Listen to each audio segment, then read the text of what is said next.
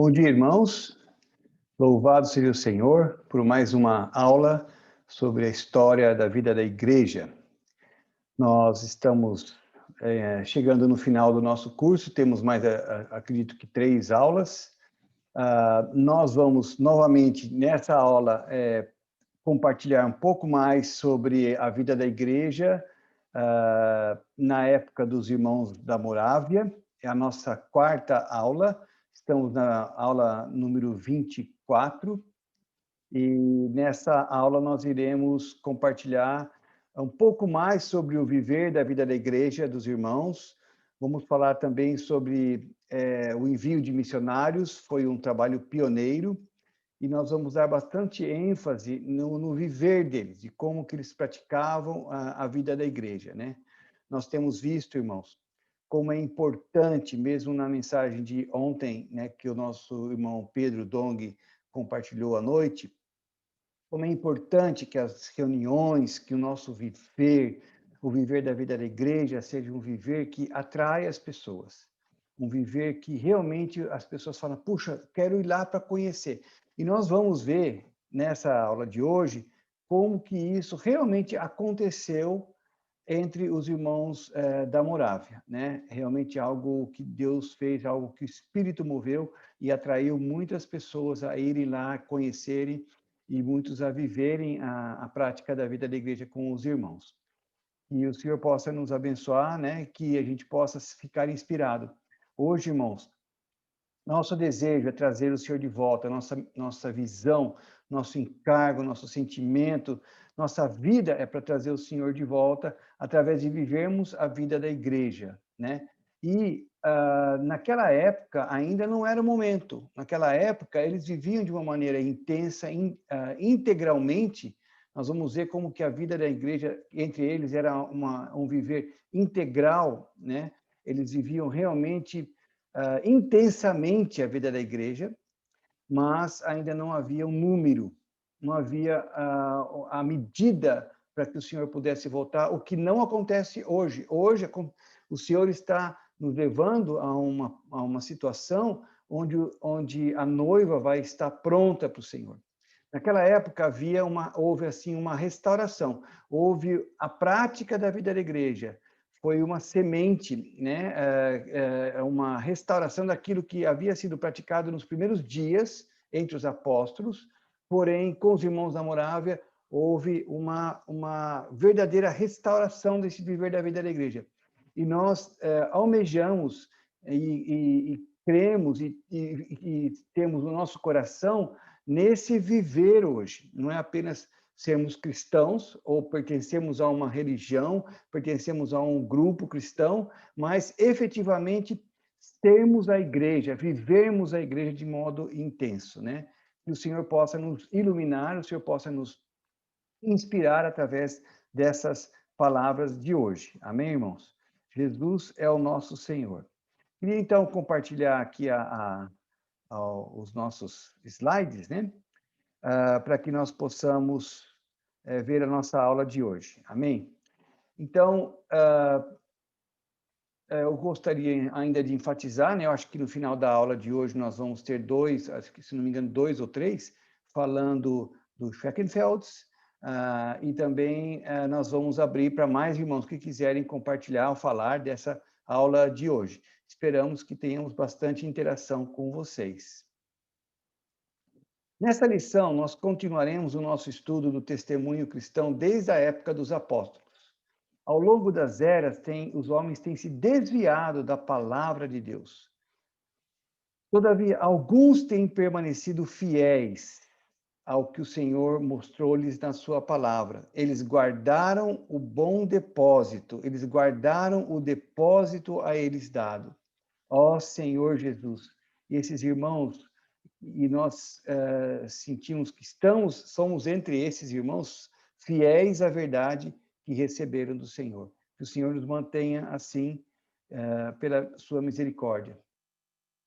Nós também temos visto que a história da igreja ela pode ser dividida em três grandes fases, né? Os primeiros séculos de declínio, os 10 séculos de trevas e os últimos 5 séculos de restauração. E nós estamos agora mergulhando, né, estudando a fundo os Irmãos Unidos da Morávia, né, que estavam debaixo da orientação e do ministério e do encargo do Conde Zinzendorf. Né? Então, estamos aqui no ano 1700 a 1760, e, obviamente, esses Irmãos Unidos da Morávia continuam até hoje, como nós vamos mostrar nesta aula. Então, só para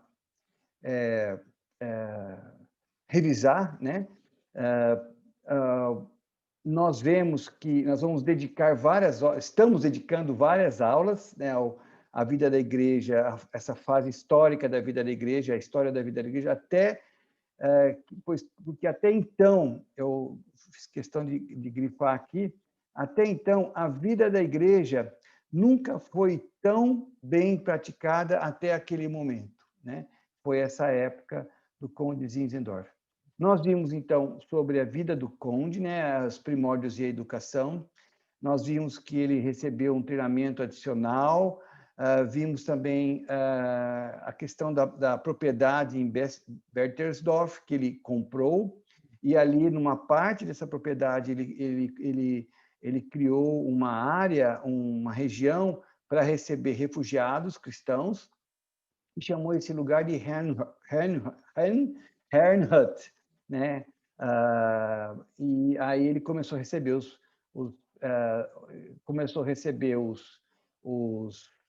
os imigrantes, e ele deu boas-vindas a esses imigrantes e estabeleceu uma propriedade. Então, vamos continuarmos?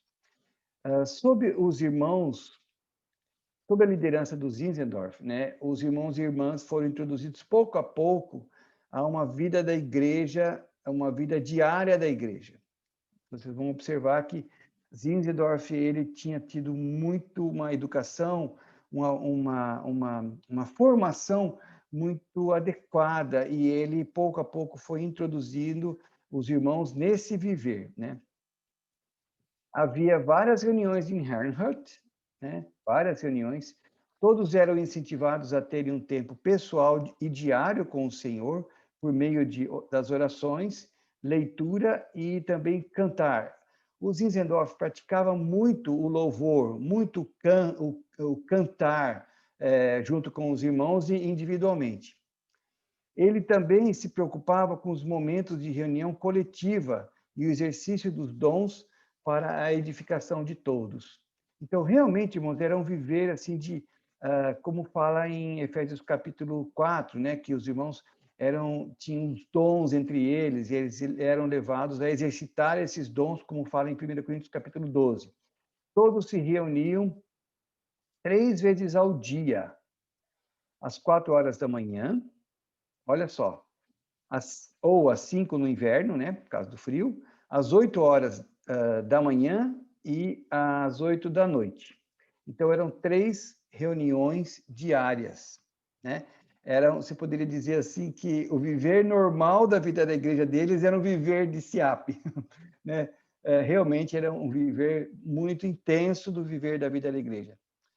Eu queria fazer um parênteses aqui rapidamente com vocês sobre a nossa prática hoje. Eu não sei se vocês já tiveram experiência, mas a gente tem um viver, né, profissional. Nós trabalhamos, alguns são engenheiros, outros cuidam de casa, outros são pedreiros, e nós temos um viver normal na vida secular. E a maioria de nós, irmãos na vida da igreja, temos reuniões. Segunda, de serviço, terça de oração ou reunião de casa, quarta-feira reunião hoje em dia, né? Reunião de falar de uma só trombeta. Quinta-feira nós temos outra reunião de casa. Sexta-feira tem a mensagem. Sábado nós temos mais uma reunião. Domingo nós temos mais 2 reuniões, né? Então, irmãos, esse viver da vida da igreja, quando a gente compartilha ou fala do tipo de viver que nós temos, E quantas reuniões nós praticamos para nossos amigos, com quem a gente se relaciona, eles ficam assustados, porque eles vão na missa ou vão no culto uma vez por semana e chega, né? Uma hora, uma vez por semana. Alguns têm reuniões domésticas, reuniões nas casas, né? E nós também temos, reunião familiar, nós também temos. Mas esse viver intenso de amar as reuniões, de praticar reunião todo dia, realmente é um sinal do viver da vida da igreja. E esses irmãos em Herrnhut praticavam esse viver de vida da igreja, como nós estamos vendo aqui, né? Voltando aqui para o nosso material. Eles se reuniam para ler a Bíblia e para louvar o Cordeiro cantando. Estamos aqui. No dia do Senhor, os louvores podiam ser ouvidos em toda a comunidade, das 5 da manhã até as 9 da noite. Quando os jovens, então eles cantavam, e os jovens cantavam marchando pela aquela região, pela cidade lá de Herrnhut, né? Cantando e louvando o Senhor. Eles se reuniam para a mesa do Senhor e ocasionalmente praticavam o lavar dos pés. Uma reunião especial era mantida para as crianças, idosos e doentes. E o Zinzendorf também reavivou a festa do amor. Não sei se vocês têm praticado, se os irmãos têm, entre vocês conhecem, mas a festa do amor é uma prática que nós temos, né? E como era praticado na igreja primitiva, em 1 Coríntios 11, a gente vê uma menção.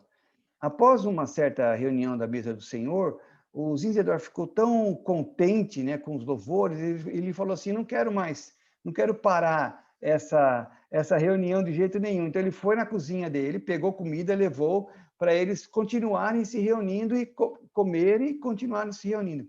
É mais ou menos como acontece em muitas das nossas reuniões de casa, né? Acontece, às vezes, nas reuniões grandes, agora, por causa da pandemia, não dá para fazer isso, mas nós temos tido esse prazer de estar com os irmãos, de continuar na comunhão com os irmãos, né? Isso é o que se chama de festa do amor. Então, eles continuam, né, fazendo isso, essa prática. Conforme as pessoas ouviam sobre os hinos, sobre as orações, sobre os testemunhos e o ministério em Herrnhut, as pessoas que eu falo fora de Herrnhut, em outras cidades, em outros países, né? Como eu compartilhei no comecinho, a vida da igreja entre eles era uma vida da igreja atraente, né? Você vê o desfrute dos hinos, o viver de oração, os testemunhos de como eles praticavam amor fraternal, um cuidava do outro, um irmão não ficava sem ajuda, sempre tinha grande interação entre eles, né? Então, muitos eram atraídos para vir às reuniões. A palavra das reuniões e da vida de comunhão em Herrnhut se espalhou para muitos, e muitos visitantes foram atraídos para virem e observar.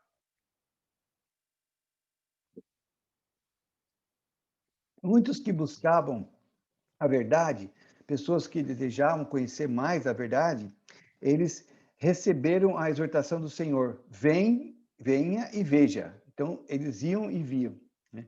O Zinzendorf separava a tarde do dia do Senhor para muitos interessados que vinham para visitar Herrnhut. E a igreja compartilhava os hinos, testemunhos e orações e o ministério com os visitantes. Então, vejam bem, onde está a questão assim central, né? Eles tinham viver, eles tinham o ministério, eles tinham os louvores, eles tinham uma prática e um viver intenso da vida da igreja, a ponto de aquilo transbordar para as pessoas. Então, é esse a nossa prática hoje, né? O Senhor tem nos dado muita palavra, o Senhor tem nos dado abundância de palavra, e não há dúvida entre os cristãos que o Senhor tem nos dado palavra, mas é mais do que isso, irmãos, é um viver prático da vida da igreja e cotidiano da vida da igreja.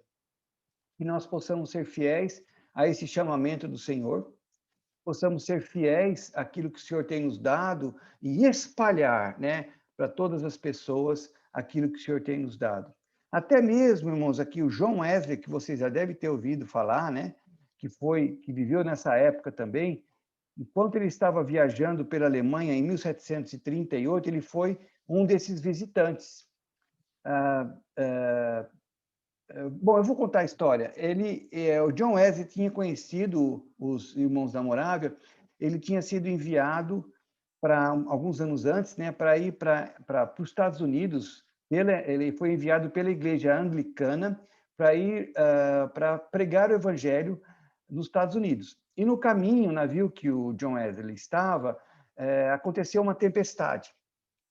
E todo mundo ficou com medo, porque naquela época, principalmente, né, uma tempestade em alto mar, todo mundo ficou com medo de morrer afogado, que o navio, né, afundasse. E ali naquele navio tinha um grupo de pessoas cantando e louvando a Deus, e felizes, alegres. E o John Wesley falou: o que está acontecendo? Foi lá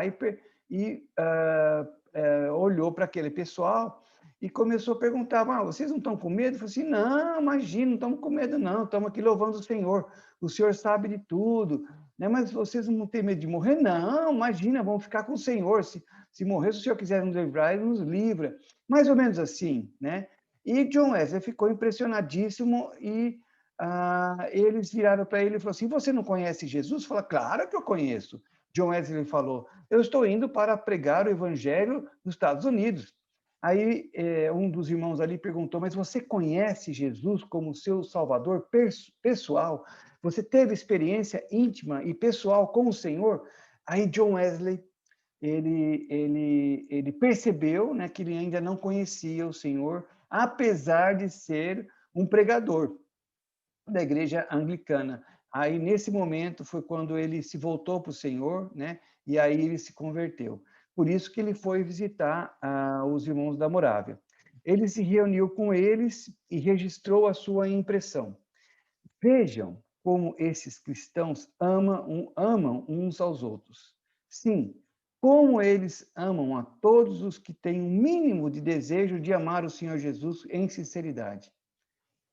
Que eu possa consagrar, que ele possa consagrar-nos à santa comunhão deles, que possamos participar do espírito que há neles, da fé não fingida deles, da humildade, sabedoria e do amor que nunca falha. Então, essa foi a impressão de John Wesley. Inspirado pelo que viu, Wesley usou as palavras do salmista, do Salmo 133, que diz: quão agradável que os irmãos vivam em união. Ele escreveu para o seu irmão, né, Charles, então tinha o John e o Charles, os dois. Charles escrevia hinos e o John pregava o evangelho, né? Se alguém quiser ler a história de Charles Wesley, John Wesley, era assim. Ao ir embora de Herrnhut, em agosto daquele ano, Wesley chamou aquele lugar de este lugar feliz. Se ele não tivesse sido chamado pelo seu mestre para trabalhar em outro lugar, na videira, disse ele, né? Eu ficaria feliz pro resto eu ficaria ali feliz para o resto da minha vida. Ele também disse: quando né, ou seja, a prática dos irmãos ali de Herrnhut, né? Quando esse cristianismo iria cobrir a terra, como as águas que cobrem o mar, né? Nós sabemos que isso era um desejo de Wesley, mas isso não aconteceu e nem vai acontecer. Nós vimos pela mensagem de domingo à noite que nem todo mundo vai receber, nem todo mundo vai ter esse viver, né? Porque esse viver é para poucos, né? Então, que o Senhor possa nos manter fiéis pela misericórdia dele, né? A essa comissão. Eu queria só mostrar rapidamente, essa é uma foto de uma dos locais de reunião deles, né? Irmãos, essa é a prática deles. Eles tinham tudo colorido, tudo branco, nada, porque eles falavam que a igreja, que Cristo vem buscar uma noiva e a noiva é pura, né? Então ela tinha tudo branco. Mas se vocês observarem aqui, não tem nada sofisticado, não tem nenhum vitral, não tem nenhuma estátua, obviamente, não tem nenhuma pompa, né? Não tem nada luxuoso, e isso era a prática deles, e é a prática deles, pelo menos na Alemanha até hoje, né? Mas da época, quando foi para os Estados Unidos 100 anos depois, já perdeu um pouco, já descaracterizou um pouco a maneira como eles se reúnem, tá? Então, só um parênteses para mostrar para vocês. Vigília noturna. Eles tinham uma prática de, em todas as noites, terem um dos homens da comunidade, normalmente um jovem, orando por um certo tempo como uma vigília noturna. Cada homem de 16 anos aos 60 anos de idade, não importando a posição social, tinha de ser um vigia. Então, era um vigia, né? Então, Zinzendorf escreveu um hino com o qual os vigias podiam saudar a comunidade durante essas horas noturnas. Olha que interessante. A hora vai chegar quando as trevas roubam o dia. No seu coração brilha o primeiro raio da estrela da manhã? São 2 horas da manhã. Quem vem encontrar o dia e o Senhor nos dias honrar? São 5 horas da manhã. Enquanto já se foram 5 horas, 5 das outras virgens já entraram no casamento. São 6 horas e da vigília estou livre. E todos podem ser os seus próprios vigias. Então, eles tinham essa prática.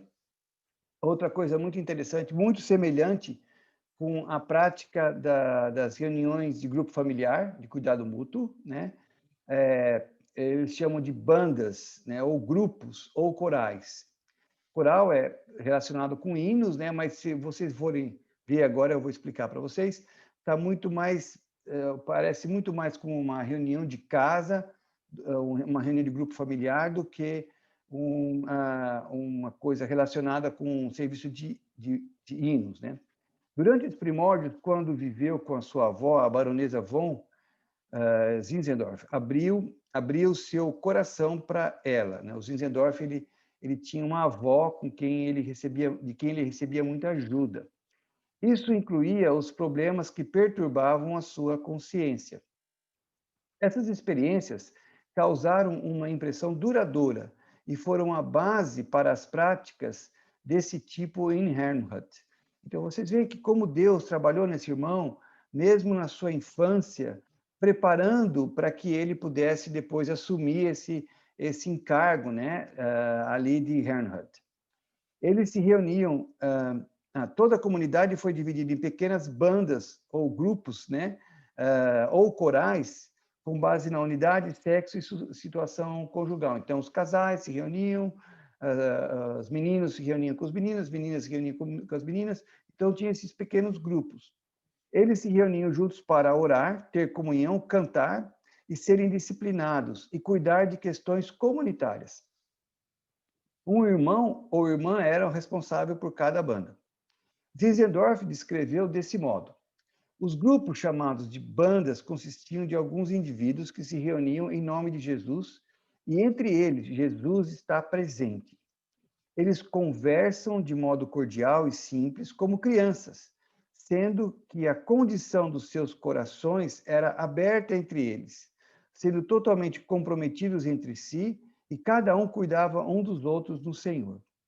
Cordialidade, segredo e comunhão diária eram de grande ajuda para os indivíduos, e jamais poderia haver negligência. E sempre quando a preguiça aparecesse, os indivíduos se sentiam envergonhados e corrigidos. Então, existia um comprometimento, irmãos, uma responsabilidade muito grande por parte de cada irmão e irmã nessas reuniões de bandas, ou desses grupos, né? Zinzendorf também via a banda como um modo para que os irmãos e irmãs exercitassem os dons ou habilidades espirituais, né? É bem relacionado com aquela questão de juntas de suprimentos, né? ele enfatizava essa questão. Assim, não tinha nenhum indivíduo que não tivesse a oportunidade de ser ajudado, tanto com os dons, quanto com a graça na qual o Senhor tinha infundido aos outros, assim como de ser útil aos outros pelo dom e graça concedida a si próprio. Então, se o Senhor me dá uma graça, eu posso te ajudar. Uma experiência, algo para compartilhar, eu posso te ajudar. E você que recebe esse desfrute, também pode me ajudar. Então, era muito uma edificação mútua que eles tinham entre si. Mais tarde, por meio dessas bandas, foi formado um núcleo para levar o evangelho para o exterior, para as terras estrangeiras. Olha que legal, né? Que foi formado, que foi criado entre eles, grupos pequenos, para que depois eles pudessem sair e fazer a obra missionária. Isso aconteceu muitas vezes. Nós vamos ver mais para frente, tá? Sobre os missionários.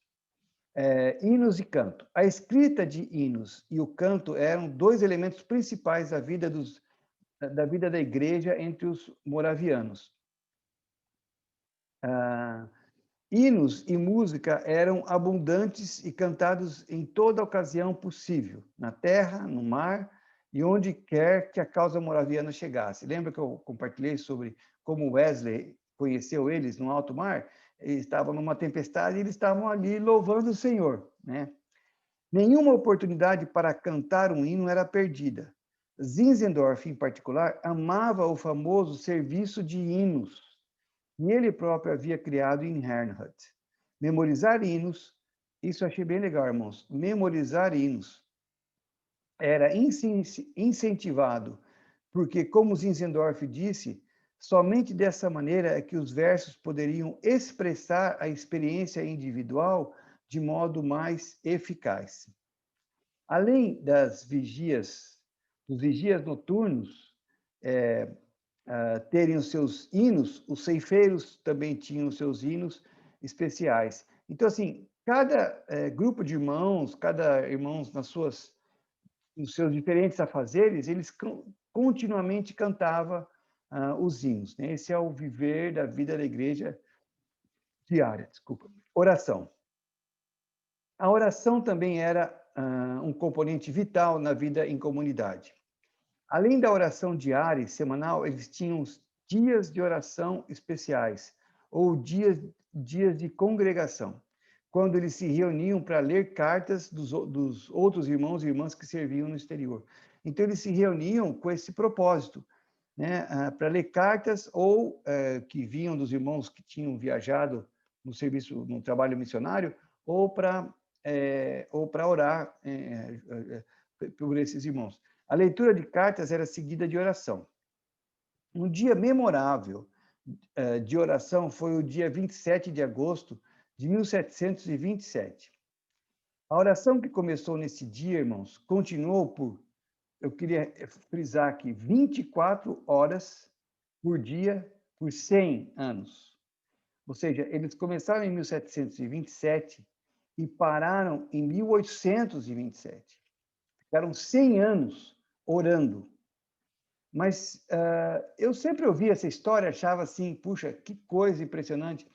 E estudando aqui para falar para vocês, eu tive essa luz assim de que eles tinham essa oração por 24 horas porque Deus colocou no coração deles uma missão, um objetivo que fez com que eles tivessem um foco, uma meta muito clara, como eu vou mostrar mais para frente, tá bom, irmãos? Eu acho que dessa maneira, né, dessa maneira fica muito mais claro entender qual foi a força que levou eles a ficarem orando por 100 anos sem parar, né? Inicialmente, 24 irmãos e irmãs formaram uma corrente contínua de oração por 24 horas. Todos se dedicavam diariamente, cada um sendo responsável por 1 hora do dia e da noite, para interceder pela igreja e pelas suas necessidades. O número de participantes aumentou, incluindo todas as igrejas dos irmãos, as bandas e os missionários no mundo todo. Aí eles tinham, então, o que levou eles, irmãos, a ter essa prática de oração, né? Era realmente uma necessidade muito forte que eles tinham de sustentar aqueles missionários que estavam saindo, sustentar os irmãos que estavam no campo. Então, esse coração e esse encargo que eles tinham levava eles a orar continuamente pelos irmãos espalhados no mundo inteiro. Nós vamos ver mais no fundo, acho que dá tempo hoje ainda, tá? A palavra de ordem diária. Após a mensagem dada na noite de 3 de maio de 1728, Zinzendorf sugeriu que no próximo dia o texto ou hino que ele tinha falado seria considerado como a palavra de ordem ou lema para aquele dia e que fosse usada para oração, meditação e instrução. Sabe o que parece isso? Para mim ficou parecendo muito a prática que nós temos do alimento diário, né? Nós temos uma palavra de ordem, uma palavra ministerial, ou o soar da trombeta, ou a palavra profética, né? Que todo dia nós temos um versículo para a gente orar e ler, né? Nós temos um texto, né? Que nos ajuda a prosseguir, a ter um alinhamento, né? Na semana e desfrutar uma palavra junto com os irmãos. Para a primeira palavra de ordem, Zinzendorf escolheu essas linhas. Foi o amor que o fez vir do alto. Foi o amor que o forçou sair do seu trono. Então quero dar-lhe amor por causa do amor. E uma vez mais render-lhe o que é dele mesmo. Olha aqui, que palavra comovente, né, irmãos? Que palavra comovente, né? Então ele criou esse texto como a primeira palavra de ordem. Depois, com a assistência dos presbíteros, diversos textos eram distribuídos a cada dia. Em 1731, em Herrnhut, os textos eram impressos antecipadamente para todo o ano e ficaram conhecidos como o livro Texto Morável. O texto do primeiro dia da primeira edição impressa foi Lamentações 3, 22 a 23. As misericórdias do Senhor são a causa de não sermos consumidos, porque as suas misericórdias não têm fim. Aleluia! Renovam-se de cada manhã. Grande é a tua fidelidade, né? Cada dia da semana tinha um versículo da Bíblia e uma estrofe do hino como a palavra de ordem do dia.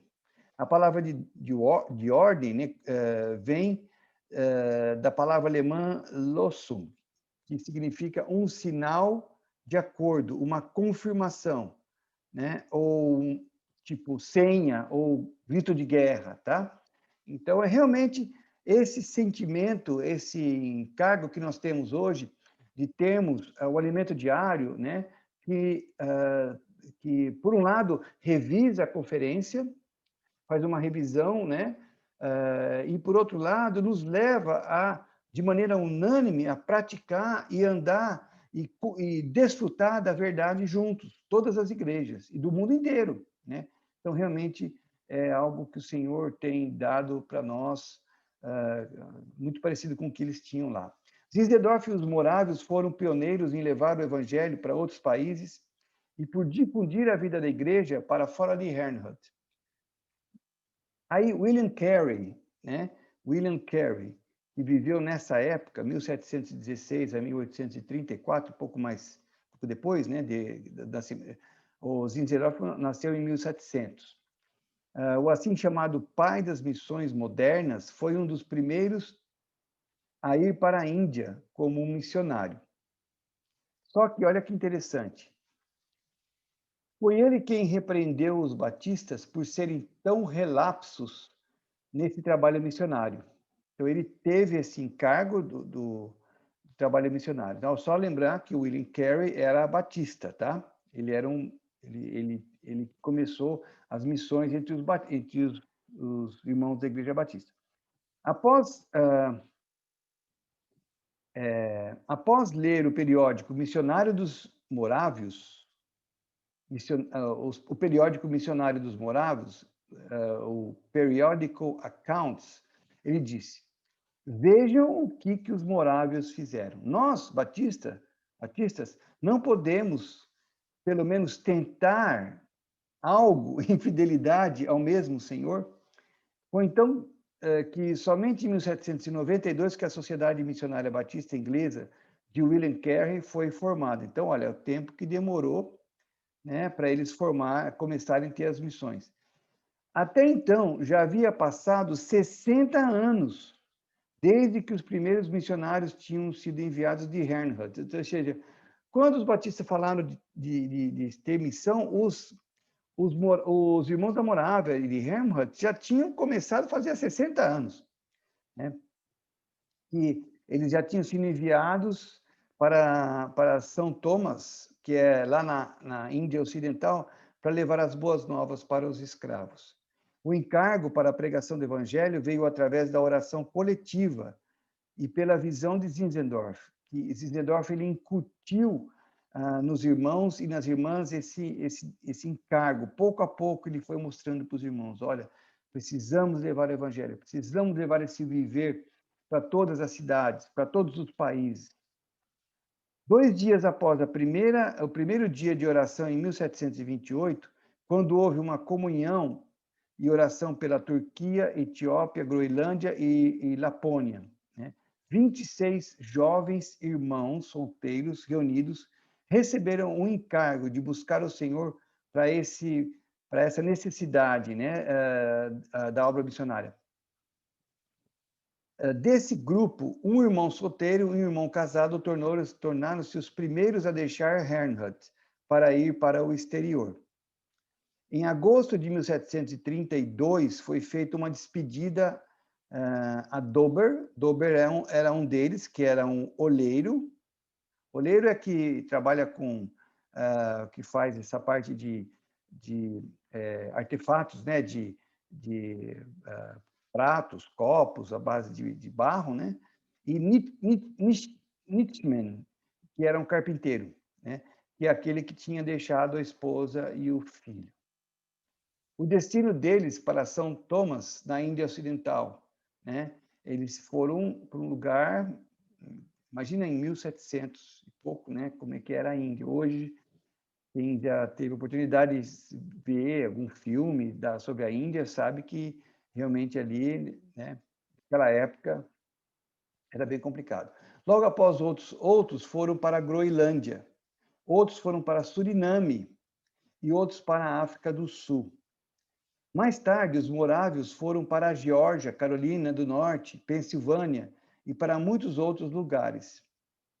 Um relato interessante da obra deles ocorreu entre os esquimós, na Groenlândia. Conforme John Beck sentava-se, olha que relato interessante, irmãos, na sua tenda para traduzir os evangelhos para a língua nativa, um grupo de esquimós se reuniram ao seu redor. Eles perguntaram sobre o seu trabalho e ele começou, como já tinha tentado anteriormente, levantar questões sobre a doutrina com eles. Todavia, toda vez que ele falava de doutrina, os esquimós iam embora. Então, num momento de inspiração, John Beck, né, que é o irmão da Morávia, né, leu lentamente os versículos que ele tinha acabado de traduzir de Mateus, relatando a agonia no Getsemane. A agonia do Senhor, de Jesus, né, no Getsemane, onde a discussão havia falhado, a história do Salvador sofredor venceu. Aleluia! Uma lição que os missionários morávios nunca mais esqueceram. Irmãos, isso é muito, muito precioso, né? Eles aprenderam, e também pelos relatos que esse irmão passou para eles, que a discussão doutrinária não leva a nada. Acho que vocês têm aprendido, a gente aprende muita coisa, né, no CEAP, mas a discussão, levar apenas conhecimento para as pessoas não leva a nada, leva só a mais discussão.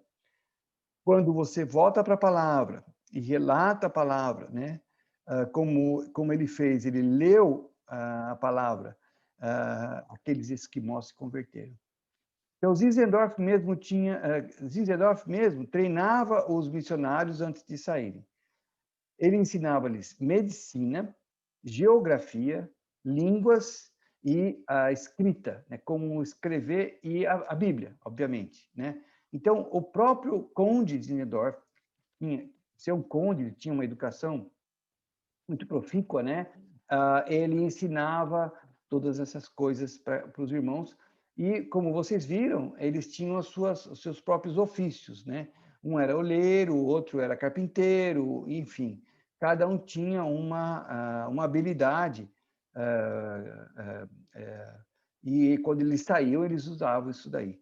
Ele também lhes explicava pessoalmente, isso aqui é interessante, ele também lhes aplicava pessoalmente um exame para definir a atitude deles frente a vários assuntos. Então, você quer sair? Você quer ser um missionário? Quer sair? Tem o Deus, né? Eu vou fazer um exame para você, para ver qual que é a sua atitude, qual que é o seu comportamento em relação a essa saída para servir o Senhor lá fora. Vamos ver qual que é, irmãos? O questionário? Então, está aqui. Então, Zinzendorf virava e perguntava assim: o que te leva a pensar que você foi chamado para essa obra? E aqui nós estamos falando obra missionária. Aí o irmão respondia: eu tenho tido há muito tempo um chamamento interior para pregar o evangelho para outras pessoas. Daí o Zinzendorf pergunta: o que você vai fazer no Suriname? Aí o irmão responde: eu vou me esforçar para obter o sustento e levar pecadores a Cristo. Aí Zinzendorf pergunta: como você pretende chegar até lá? Aí o irmão responde: eu simplesmente confio em Cristo, de que Ele vai me mostrar como chegar lá. Ou seja, aqui já está mostrando, assim, que eles tinham que trabalhar para se sustentar, né? Missionário, tinha que trabalhar para se sustentar, e a ida deles também era uma ida que eles não sabiam como eles iam chegar lá. Então, era algo que o Senhor tem, muito parecido com Deus te abençoe. Né? Aí Zinzendorf perguntava: quanto tempo você pretende ficar lá? Aí o irmão respondia: eu vou ficar lá até morrer, ou até que os presbíteros me chamem para outro campo. Aí Zinzendorf perguntava: como você pretende cuidar da sua esposa? Aí o irmão respondia: eu vou amá-la de todo o meu coração, mas não vou permitir que o meu amor por ela interfira na minha obra. Aí Zinzendorf perguntava: como você irá tratar a congregação de onde você está partindo? Ou seja, Herrnhut, né? Eu vou honrar e obedecer Herrnhut como minha mãe espiritual. Então, era esse laço, esse vínculo que eles tinham com os irmãos da obra, né? Os irmãos que enviavam eles. Aí Zinzendorf perguntava: como você vai se comportar se você tiver de esperar por muito tempo antes de ir? Porque não dava para saber quando que tinha navio, quando que ia ter condições para eles viajarem. Se eu tiver que esperar um navio, eu simplesmente irei considerar esse atraso como uma vontade do Senhor. Então, irmãos, é mais ou menos essa experiência do ser enviado por esses irmãos, né? Era dessa maneira que eles eram enviados. E nós vamos continuar falando sobre o trabalho missionário, né? Sobre como esses irmãos eram enviados, as outras experiências. Na próxima aula, esperamos que na próxima aula talvez a gente termine. Tem muito assunto ainda, viu, irmãos, sobre a história dos morávios, mas vamos ver como é que o Senhor nos dirige para a próxima aula, tá bom? Espero que essas aulas sobre os Conde Zinzendorf, né, apesar de ser um tempo curto, a gente possa ganhar alguma ajuda, né, ganhar alguma inspiração. Sabemos, irmãos, que hoje o Senhor tem o seu caminho, né? Sabemos, irmãos, que o Senhor tem a sua maneira de nos conduzir. Eu vou dizer, assim, o meu sentimento, principalmente nesse tempo que nós estamos vivendo agora, de pandemia, Deus preparou, permitiu que tudo isso acontecesse para preparar-nos para algo muito maior, né? O Senhor precisa voltar, o Senhor precisa, o Senhor precisa preparar a sua noiva, né? E para isso, essa palavra do Evangelho do Reino, essa palavra que nós temos recebido dos últimos tempos, elas têm que chegar até os confins da terra. Mas é extremamente difícil que isso acontecesse, né, de uma maneira como as coisas estavam vindo. Então, essa pandemia tem levado, de uma maneira, eu diria assim, até miraculosa, viu, irmãos, a que o evangelho possa ser, a palavra, né, a palavra possa ser levada até os confins da terra, né? Graças ao Senhor. E, como os irmãos têm falado, e nós vimos isso lá entre os morávios, se não tiver o viver da vida da igreja prática, o viver da vida da igreja nos lares, a vida de reuniões, a vida de cantar, os irmãos no viver cotidiano, né, expressando o Senhor, nós sabemos que a igreja não está sendo formada, não é apenas ensinamento, mas é um viver prático da vida da igreja. Então, irmãos, que o Senhor possa nos abençoar, que o Senhor possa nos prosseguir no nosso meio, né? E eu gostaria, então, de agora de passar a palavra para vocês, né? Hoje nós temos uma tarefa adicional, né? Então, eu queria passar a palavra para vocês, para que vocês possam, para que nós possamos finalizar a aula de hoje, tá bom, irmãos? Jesus é o nosso Senhor.